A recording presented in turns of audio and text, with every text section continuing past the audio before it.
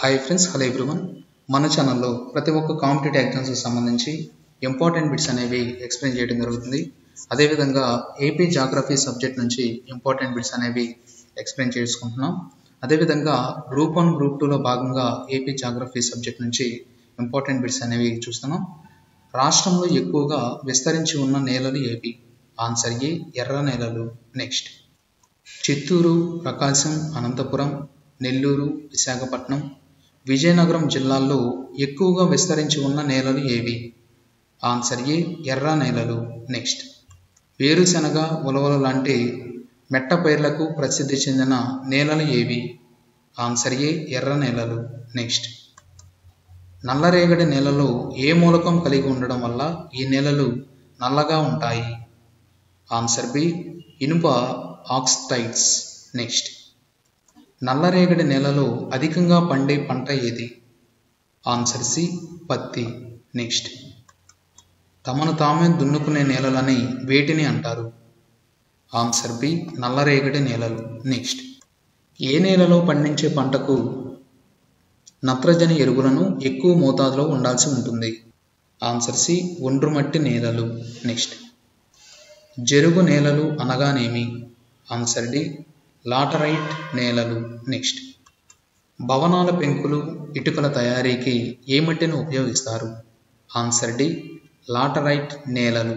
Next, ఏ నేలల్లో కొబ్బరి, రాగులు, సజ్జలు, మామిడి, జీడి మామిడి లాంటి పంటలు పండుతాయి? ఆన్సర్ సి, తీర ప్రాంత ఇసుక నేలలు. నెక్స్ట్, మృత్తికా క్రమక్షయం వల్ల సంభవించేవి? ఆన్సర్ డి, పైవన్నీ. భూసారం తగ్గడం, నీటిపారుదల కాలువలు పూడుకుపోవడం, నదీ మార్గాలు పూడుకుపోవడం ఇవి మృత్తిక క్రమక్షయం వల్ల సంభవించేవి. నెక్స్ట్, క్రింది వాటిలో క్రమక్షయ నివారణ పద్ధతులు ఏవి? ఆన్సర్ డి, పైవన్నీ. కొండవాగుల వద్ద మొక్కలు పెంచడం, గడ్డిని పంచడం, సోపాన వ్యవసాయం చేయడం. నెక్స్ట్, భారత వాతావరణ శాఖ సంవత్సర కాలాన్ని ఎన్ని భాగాలుగా విభజించింది? ఆన్సర్ బి, 4 భాగాలుగా విభజించింది. నెక్స్ట్, ఆంధ్రప్రదేశ్లో శీతాకాలంలో అత్యల్ప ఉష్ణోగ్రత ఎక్కడ నమోదవుతుంది? ఆంధ్రప్రదేశ్లో శీతాకాలంలో అత్యల్ప ఉష్ణోగ్రత ఎక్కడ నమోదవుతుంది? ఆన్సర్ ఏ, లంబసింగిలో. నెక్స్ట్, శీతాకాలంలో అత్యల్ప ఉష్ణోగ్రత విశాఖ జిల్లాలోని లంబసింగిలో ఎన్ని డిగ్రీల ఉష్ణోగ్రత నమోదైంది? ఆన్సర్ ఏ, -2 ఉష్ణోగ్రత నమోదైంది. నెక్స్ట్, వేసవి కాలంలో అత్యధిక ఉష్ణోగ్రతలు ఎక్కడ నమోదవుతాయి? ఆన్సర్ బి, రెంటచింతలలో.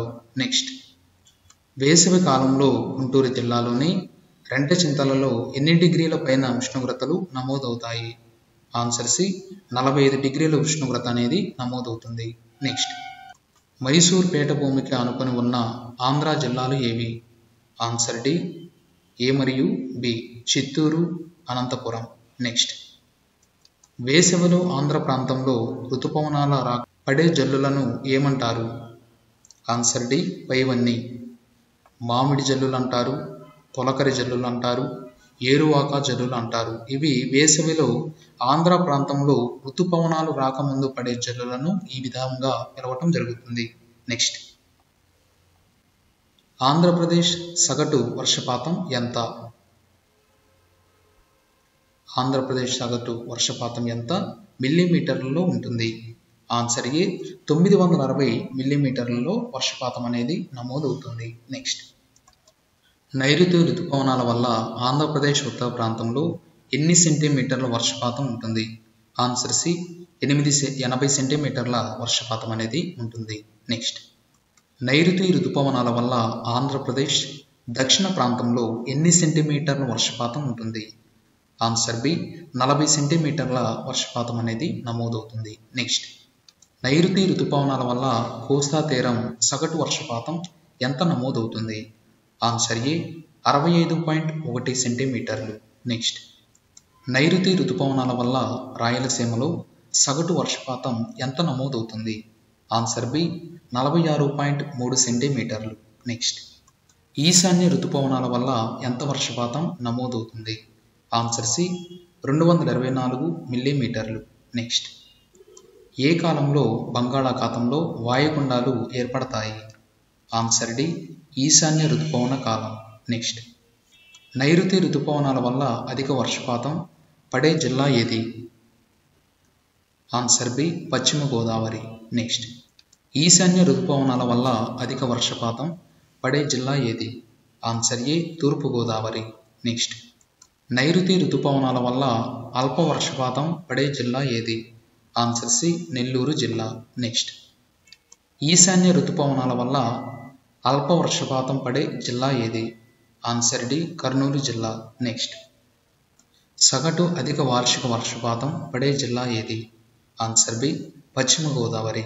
నెక్స్ట్, సగటు అల్ప వార్షిక వర్షపాతం పడే జిల్లా ఏది? ఆన్సర్ సి, అనంతపురం జిల్లా. నెక్స్ట్, రాజస్థాన్లోని జైసల్మేర్ తర్వాత అతి తక్కువ వర్షపాతం 560 మిల్లీమీటర్ల కంటే నమోదయ్యే ప్రాంతం ఏది? Answer C, Anantapuram. నెక్స్ట్, ఆంధ్రప్రదేశ్లో ఎన్ని రకాల శీతోష్ణ స్థితి మండలాలు ఉన్నాయి? ఆన్సర్ ఏ, 2 శీతోష్ణ స్థితి మండలాలు అనేవి ఉన్నాయి ఆంధ్రప్రదేశ్లో. నెక్స్ట్, నదుల గురించి అధ్యయనం చేయే శాస్త్రమును ఏమంటారు? Answer D, పోటమాలజీ. నెక్స్ట్, భూ అంతర్భాగ జలం గురించి అధ్యయనం చేయే శాస్త్రమును ఏమంటారు? ఆన్సర్ ఏ, లిమ్నాలజీ. నెక్స్ట్, ప్రపంచ నీటి దినోత్సవం ఎప్పుడు జరుపుకుంటారు? ఆన్సర్ ఏ, మార్చి 22.